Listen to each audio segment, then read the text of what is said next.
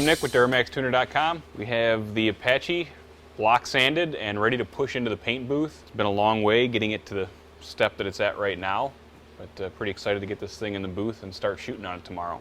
Brett, I noticed you got the whole inside of the cab taped off. What's the story on that? It's all been Linexed by Great Lakes in Crystal Lake here.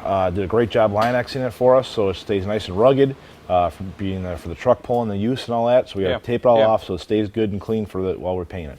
Okay, so everything that's taped off right now, I mean, obviously it's not going to get sprayed, and everything else is going to be our dark shadow gray, right? Yep. The Linex will be nice for keeping the sound deadening.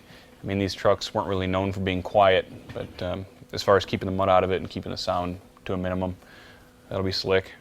Not much had to be done to the body otherwise to fit the Duramax in, but I would like to draw your attention to this little creation that Brett and the guys did to fit the Duramax downpipe. And they did this because we're going to use a factory appearing turbocharger, and the downpipe comes down and under the body right here.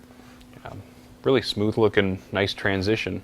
Yeah, we had to punch it back about 4 inches because originally it came right to this edge right there. Mm-hmm. So by the time it goes from here to there, look about 3, almost 4 inches to do that with that downpipe. Because there's a pretty good sized downpipe that's on there. Yeah. And we wanted to keep the chassis as far forward on the frame so we had enough room for the inner cooler and all that, and the fan and all that in the front. Right, because our other option would have been to push it back, and not have to worry about any of that fabrication, but we want to make sure everything fits and keep it forward.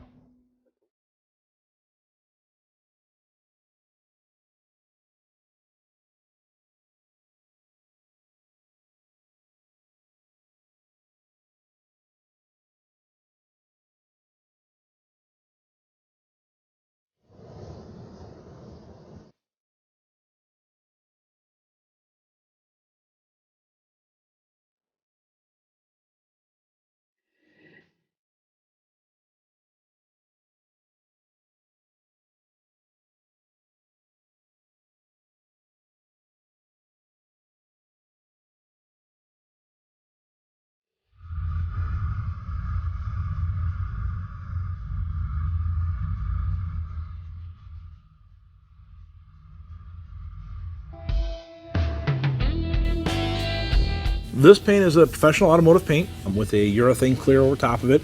We got 3 coats of clear. We wet sand and buffed it to get a nice shine out of it. And so there's probably about what's called 4 mils of clear coat on top of this, which is about a thickness of about 2 sheets of paper. This piece in particular I spent quite a bit of time on.